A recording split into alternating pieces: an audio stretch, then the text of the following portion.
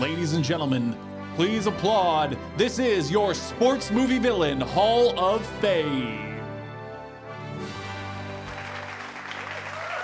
Hey! Thank you. God, thank you so much.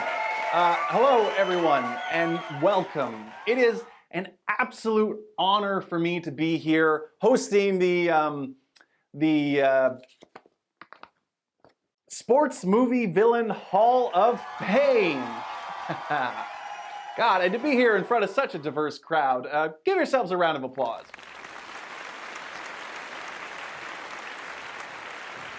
Thank you.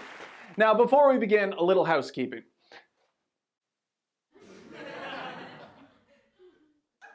That's inappropriate. When I said housekeeping, I was referring to information provided to give further context to activities that are about to follow, not the cleaning of rooms at various types of rental establishment, which could be done by people of any color. Anyway, moving on.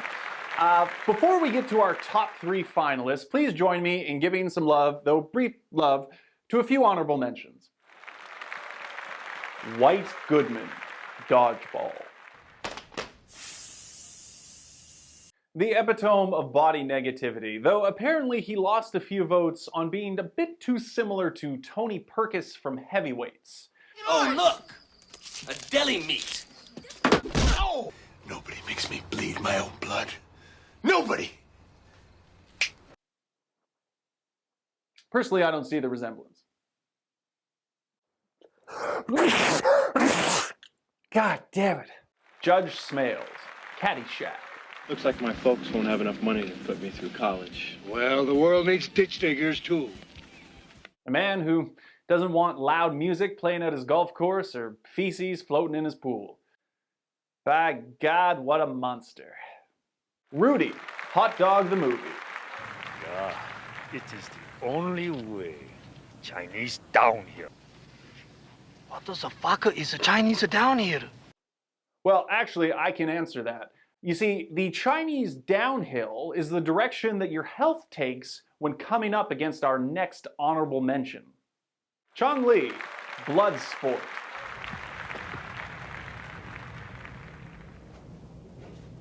You are next. Nothing pairs better with the muscles of Brussels than the beef of the East. Not my strongest rhyme. Baxter Kane, Basketball. What? I forced them to put this one in. My stipulation for hosting the event is we had to fit basketball in here somewhere. The Monstars, Space Jam. Time to play a little basketball. Now, for this honorable mention, we have brought a very special guest live to you via Zoom. Please welcome Justin Fyan, my art de Grey. Take it away, Justin. Thank you. The Monstars represent a sympathetic view of indentured servitude. Now, what does that mean? Well, what are they?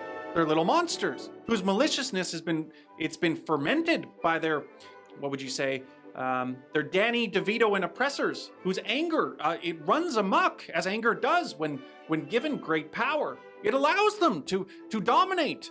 You know, maliciousness will do that. Did you order original recipe or extra crispy?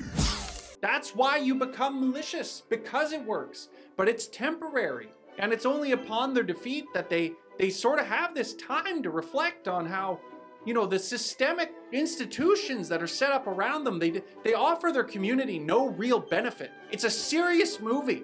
It's not just criminal how the Monstars aren't even in the top 3 of this list. It's dangerous. It's absolutely bloody dangerous. Thanks, Justin. Hey, look, Iceland is up to their old tricks.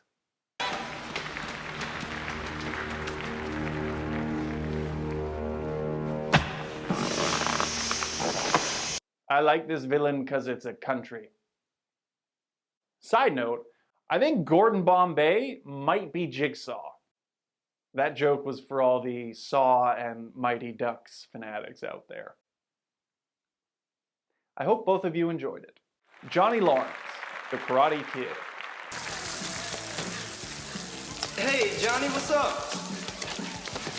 The Crippling Avenger. You know, back in the 80s, shoving a boombox into a guy's chest was the equivalent of the old-timey glove slap duel challenge. That was a wordy-ass joke. Ernie Big Ern McCracken, Kingpin. Which opponent poses the biggest threat to you in the tournament? If I get drunk and fall down and hurt myself, I might lose. Sure, babe.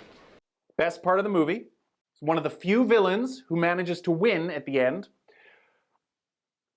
Feminist icon. Hi. Hello. Not you. Hi. Excuse me, what's the story behind this pending paternity suit against you? Oh, that's not a case at all. The woman's a stone-faced liar. Let's not even talk about that. I pulled out her really early.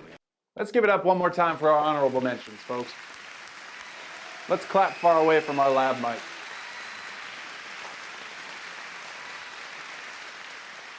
Okay. Well, now it's time for what we've all been waiting for. Our top 3 greatest sports movie villains of all time. And our bronze medal goes to... Now, the best sports film might be up for debate, but the best sports film series is not. It has to be Rocky. But which villain do you pick? Carl Weathers is the best actor of the bunch, playing the best character, but that's what makes him lovable. And honestly, the real villain of Rocky 1 isn't Apollo Creed, it's Rocky's lack of belief in himself. Or the belief that he's a bum. Ivan Drago is a great villain, but he's kind of the Broly of the series. God, we upped the ante so much already. What do we do? What if we introduce a giant muscled blonde Frankenstein who just grunts a lot? Perfect! But Clubber Lang is the sweet spot. He's not a showman, he's not a political steroid-driven monster. He's a man with an all-consuming hunger, a man coming from poverty who will do what it takes to win. And he does. He beats Rocky emphatically, the only time in the films that happens. And then Rocky beats him emphatically, again, the only time he gets to do that to a main opponent. Please join me in honoring again Clubber Lang. And our silver medal. Let me see here. Bear with me. Gonna have to bust out the old glasses for this one. Ah, yes, of course. And our silver medal for the best sports movie villain goes to racism.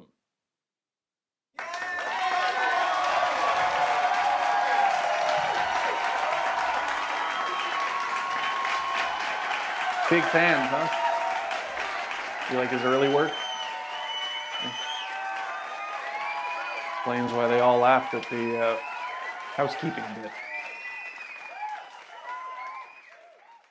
This is a little awkward. Now, remember the Titans might not have the most entertaining villain, what with it being an ideology and all, and subsequently racism isn't the most quotable antagonist either. Though there's a few jokes my grandfather could have told you. Man just hated the Swedes. Sad.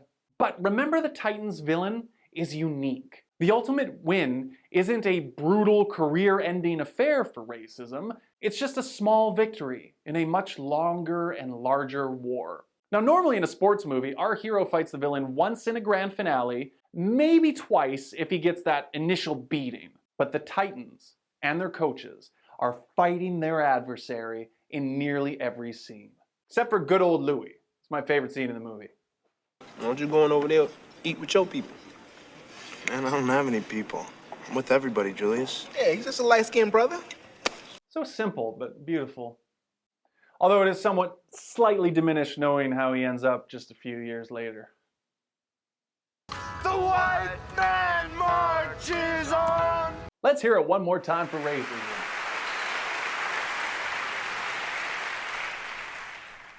Well, folks, it's the end of our evening, and it's time to award out the greatest sports movie villain of all time. This is a man who needs an introduction just as badly as the greatest sports villain needs a small pair of gloves and a white Ford Bronco. Wouldn't that mean he does need an introduction? Well, we're waiting.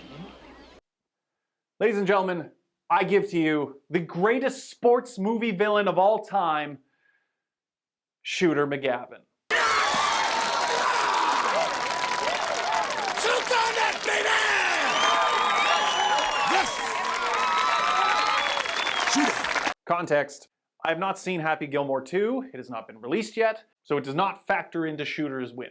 And who knows, maybe it'll add something. Maybe the movie will be great, because comedies with massive time gaps between sequels are always good. Something frustrating and yet beautiful about art is that all of your analysis and logic, it can get you pretty far. But at some point, there's just the right artist with the right set of paints working on the right canvas. You might have had the better screenplay. You might have had the better actor. But you just didn't have the magic. Some roles are iconic. I love Mark Hamill's Joker. It's my favorite Joker. But I would never ascribe the role solely to him because I've seen what Ledger and Nicholson could do with it. This town needs an enema. There exists a realm beyond iconic. It's, I don't want to see anyone else play this character ever again. Rick from Casablanca, Ash from Army of Darkness, Shooter McGavin. Now some of you might be saying, yeah, Shooter McGavin's great. Christopher McDonald owns the role, but is that it? No. It's not just about McDonald's performance of Shooter McGavin. It's about the sport that Shooter McGavin plays. It's about golf. And you might think golf is just golf, but that's not the case in this movie. Golf is about a bigger issue. It's about cock. See, as a fella gets older, the tools God gave him begin to rust.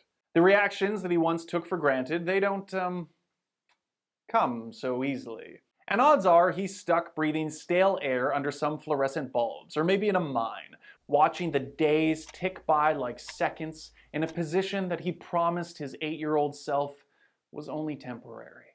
But then, he's at the first tee.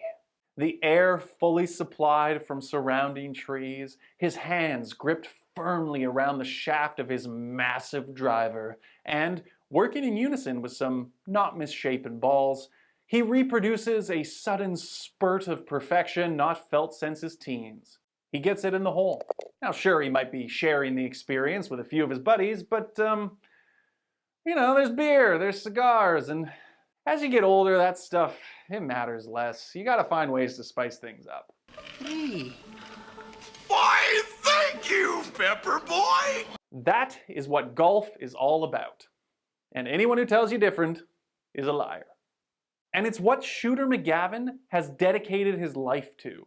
And here comes this vulgar, inappropriate, low-class hotshot who just happened to hit the genetic lottery with a longer, firmer, more consistent drive. In just a few months, Happy Gilmore cuckolds the legacy that Shooter took a lifetime to erect. He is a monster, but he's the best kind of monster. He is a monster that comes from a rightful frustration. I've worked hard my whole life, paid my dues, and now it's Shooter's turn. And Shooter's not about to let his reign at the top be spoiled by some freak, sideshow clown. Did you just call me a freak? The kind who steals every scene he's in. In case you were wondering, my jacket size is 44 long, and my right arm's just a little longer than my left. The kind with unique eating habits. You're in big trouble, though, pal. I eat pieces of shit like you for breakfast. You eat pieces of shit for breakfast? No. He may never have gotten his gold jacket, but at least now he has his gold medal. Ladies and gentlemen, one more time, Shooter McGavin.